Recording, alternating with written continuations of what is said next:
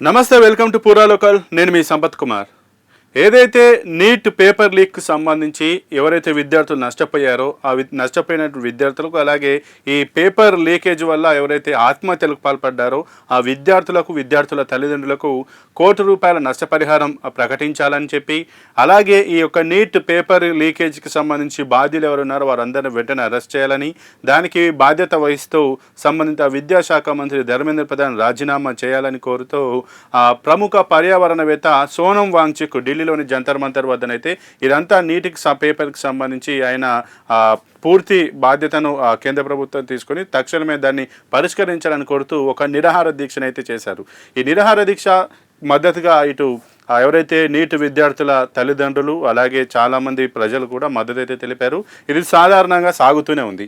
ఈ నేపథ్యంలోనే ఒక సోనం వాంగ్చుక్ సంబంధించినటువంటి నిరాహార దీక్షను బేస్ చేసుకొని చాలా వరకు దేశానికి వ్యతిరేకంగా పనిచేసేటువంటి శక్తులు కూడా దీన్ని తమకు అవకాశంగా తీసుకొని ఒక అల్లర్లు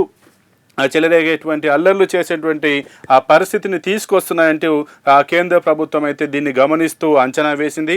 దానికి అనుగుణంగా ఈ యొక్క నిరాహార దీక్షకు సంబంధించి CJP కాక్రోచ్ జనతా పార్టీకి సంబంధించిన వారు వచ్చి సపోర్ట్ చేయడం, అలాగే ఈ యొక్క ఖలిస్తానీకి సంబంధించిన హర్యానాకి సంబంధించినటువంటి రైతులు, పంజాబ్ రైతులు కూడా మద్దతు తెలపడం, అలాగే ఎవరైతే ఎవరైతే ఇటు చంద్రశేఖర్ ఆజాద్ కావచ్చు, అరుంధతి రాయ్ కావచ్చు, ఇంకా ఎవరైతే అభిజిత్ దీప్కే కావచ్చు, ప్రకాష్ రాజ్ కావచ్చు, కొంతమంది విదేశాలకు సంబంధించిన నాయకులు కూడా ఈ సోనం వాంగ్చుక్ చేసేటువంటి నిరాహార దీక్ష వద్దకు వచ్చి వారైతే ఆయనకు సంఘీభావం తెలిపి తక్షణమే న్యాయం చేయాలని చెప్పి కోరారు.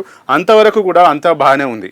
కానీ ఎప్పుడైతే ఇక్కడికి ఈ లెఫ్ట్ వింగ్కి సంబంధించినటువంటి విద్యార్థులు కావచ్చు, ఈ CJPకి సంబంధించినటువంటి పార్టీ నాయకులు కావచ్చు, లేదంటే ఇతరత్ర మేము చెప్పుకునేటువంటి సోషల్ యాక్టివిస్టులు కావచ్చు, వీళ్ళంతా వచ్చి ఈ జంతర్ మంతర్ వేదికగా అసలైన సమస్య నీటిని పక్కన పెట్టి హిందూ మతానికి సంబంధించిన దేవులను దూషించడము, అలాగే అల్లా ఒక్కడే దేవుడు అని చెప్పడము, అలాగే ఇంక్విలాబ్ జిందాబ్ అంటూ నినాదాలు చేసి నేపాల్ తరహాలో జెంజీ ఉద్యమం ఇక్కడ వస్తుంది, మేము పార్లమెంటును కూల్చేస్తామని చెప్పి పార్లమెంట్ను కూల్చేసి నేపాల్ తరహా ప్రభుత్వాన్ని ఇక్కడికి తీసుకొస్తాం, జెంజీ ఉద్యమాన్ని తీసుకొస్తామని చెప్పి బహిరంగంగానే చేస్తూ ఉన్నారు.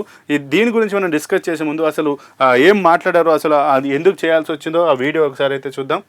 संसद भवन उखाड़ दिया जाएगा, संसद भवन उखाड़ दिया जाएगा, इस्तेमाल में उखाड़ दिया जाएगा, नेपाल उखाड़ जाएगा, नेपाल बनेगा।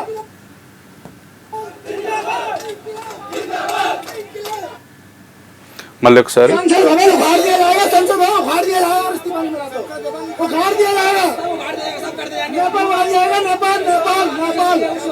नेपाल बनेगा। రైట్, అక్కడ జరిగేది నీటి విద్యార్థుల సమస్య, నీట్ పేపర్ లీకేజీకి సంబంధించినటువంటి సమస్య. కానీ ఇక్కడ జరుగుతున్న వాస్తవం ఏంటంటే నీట్కి సంబంధించిన సమస్య ఎప్పుడో పక్కనదారి పడిపోయింది. ఇక్కడికి వచ్చి కొన్ని దేశంలో అల్లర్లు చెలరేగే విధంగా కొన్ని సంఘ విద్రోహ శక్తులన్నీ ఏకమై దేశంలో అల్లర్లు సృష్టించాలని కేంద్ర ప్రభుత్వం, కేంద్ర రక్షణ శాఖ కూడా దీన్ని అంతా గమనిస్తూనే దానికి అనుగుణంగా చర్యలు కూడా తీసుకుంటూ వస్తుంది. ఇప్పుడు మనం వీడియోలో చూసినట్టుగా అక్కడ జరిగేటువంటి దానికి సంబంధం లేకుండా ఇక్కడ కూడా మేము పార్లమెంట్ని కూల్చేస్తాం, నేపాల్ తరహా ప్రభుత్వం వస్తుంది, మేము దీన్ని ఎటువంటి ఉపేక్షించాం, ఖచ్చితంగా పార్లమెంట్ని కూల్చేస్తామంటూ బహిరంగంగా స్టేట్మెంట్లు చేస్తున్నారు. అలాగే ఇంక్విలాబ్ జిందాబాద్ అంటూ నినాదాలు చేస్తున్నారు. అక్కడ జరిగేటువంటి నిరాహార దీక్ష ఏంటి, ఇక్కడ వీళ్ళు మాట్లాడేది ఏంటి, అసలు ప్రకాష్ రాజ్ వచ్చి హిందూ దేవులను దూషించాల్సిన స్థలమా అది, అరుంధతి రాయ్ వచ్చి అల్లా దేవుడు అనాల్సినటువంటి స్థలమా అది, లేదంటే అభిజిత్ దీప్కో వచ్చి రాజకీయాలు మాట్లాడేటువంటి స్థలమా అది, లేదంటే విదేశాలకు సంబంధించిన వారు వచ్చి దీంట్లో ఇంటర్ఫియర్ అయ్యి సోనం వాంగ్చుక్ మద్దతు తెలిపాల్సినటువంటి అవసరం ఏముంది, దీని వెనుక ఏం కుట్ర కోణాలు ఉన్నటువంటి అంశాలన్నీ కూడా ఇప్పుడు చర్చకైతే వస్తున్నాయి. ముఖ్యంగా భారత ప్రభుత్వానికి సంబంధించిన కొంతమంది కేంద్ర మంత్రులు కూడా ఇక్కడ జరిగే ప్రతి విషయాన్ని మేమంతా గమనిస్తున్నాం, ఎవరెవరు వస్తున్నారు, దేశంలో అల్లర్లు సృష్టించాలి, ఏ రకంగా ప్రయత్నాలు చేస్తున్నారని చెప్పి మేము గమనిస్తున్నాం, దానికి అనుగుణంగా చర్యలు కూడా తీసుకుంటున్నామని అయితే చెప్తూ ఉన్నారు.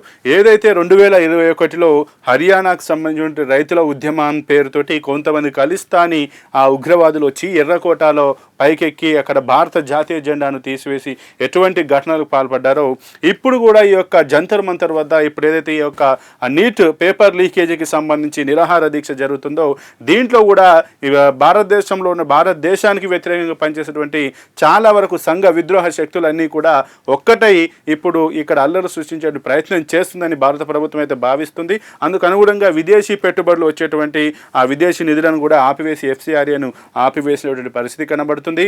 అలాగే ఇక్కడ ఏదైతే ఈ నీట్ విద్యార్థులకు సంబంధించి ఉద్యమాన్ని ఇంకా పొడిగించకూడదని చెప్పి నిన్న JP నడ్డా తోటి ఆ విద్యార్థి నాయకులతో అయితే ఆయన మాట్లాడడం, మేము సానుకూలంగా స్పందించడం, దీనిపైన ఖచ్చితంగా సత్వర చర్యలు తీసుకుంటాం, మీరు ఆందోళన చేయకండి, మీ ఆందోళన యూజ్ చేసుకొని కొంతమంది వారి యొక్క రాజకీయ ప్రయోజనాలకు ఆ విద్యార్థులను తప్పుడు త్రోవలో నడిపిస్తున్నారు, మీరు అటువంటి చేయకండి అని చెప్పి కూడా ఆయన చెప్పి దాన్ని సమస్యను సర్దుమణిగే ప్రయత్నం చేశారు. దానికి అనుగుణంగా సోనం వాంగ్చుక్ కూడా నిరాహార దీక్షను తన ఆసుపత్రిలోనైతే విరమించేశారు.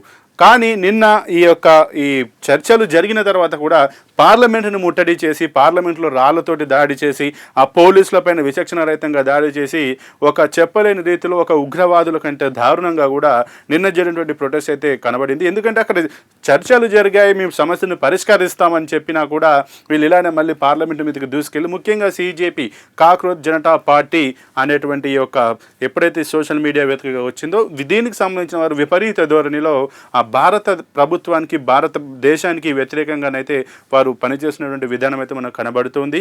ఇంకా దాంతోపాటు ఈరోజు దేశ ప్రధాని నరేంద్ర మోడీ కూడా ఏదైతే ఎన్డీఏ కూటమికి సంబంధించినటువంటి ఆ ఎంపీలందరితో సమావేశం నిర్వహించి ఆయన మొట్టమొదటిసారిగా ఈ పేపర్ లీకేజ్ పైన అయితే స్పందించినట్టుగా, ఈ పేపర్ లీకేజ్ సంబంధించిన బాధ్యులందరిపైన ఖచ్చితంగా చర్యలు తీసుకోవాలి, ఇది చాలా దుర్మార్గమైన ఘటన, భవిష్యత్తులో ఎటువంటి ఏ రాష్ట్రంలో కూడా ఎటువంటి పేపర్ లీకేజ్ ఘటన జరిగినా కూడా దాన్ని ఖచ్చితంగా శిక్షించే విధంగా ఒక చట్టం తీసుకురావాలి, కఠిన చర్యలు ఉండేలా చూడాలని చెప్పి ఆయన డిస్కస్ చేసినట్టుగా, దీని గురించి మాట్లాడినట్టుగా కేంద్ర పార్లమెంటు వ్యవహారాల శాఖ మంత్రి కిరణ్ రిజిజు కూడా మీడియా ముఖంగానైతే చెప్పడం జరిగింది.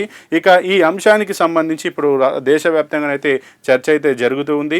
ముఖ్యంగా గతంలో ఏదైతే ఆమ్ ఆద్మీ పార్టీకి సంబంధించి అన్నా హజారే నిరాహార దీక్ష చేసుకొని ఏదైతే ఆమ్ ఆద్మీ పార్టీ బయటికి వచ్చిందో ఆ నిరాహార దీక్ష ద్వారా ఇప్పుడు ఈ యొక్క సోనం వాంగ్చుక్ చేస్తున్నటువంటి నిరాహార దీక్షకు ఆసరాగా చేసుకుని తమ పార్టీ యొక్క మైలేజ్ని బూస్టప్ చేసుకోవాలి, తమ కూడా ఆమ్ ఆద్మీ పార్టీలాగా నిలదొక్కోవాలనే ప్రయత్నాలు చేస్తుంది. దీని వెనుక చాలా కుట్ర కోణాలు ఉన్నాయి. విదేశాలకు సంబంధించినటువంటి చాలా సంస్థలు కుట్రపూరితమైనటువంటి చర్యలు ఉన్నాయి, వీటికి ఫండింగ్ ఇస్తున్నటువంటి అనేక ఆరోపణలు కూడా వస్తున్నాయి. మరి ఏదేమైనా కూడా ఒక భారతదేశ ప్రజలకు సంబంధించి విద్యార్థులకు సంబంధించినటువంటి సమస్య కోసం ప్రారంభమైనటువంటి ఈ నిరాహార దీక్ష దాన్ని పక్కన పెట్టి ఇతర సంఘటనలకు ఇతర రాజకీయ పార్టీలకు అనుగుణంగా వేదికగా మారడం మాత్రం ఇప్పుడు ఒక చర్చనీయాంశంగానైతే మారింది. దీనిపైన భారత ప్రభుత్వం కూడా దృష్టి సారించినట్టుగా మనకు తెలుస్తోంది.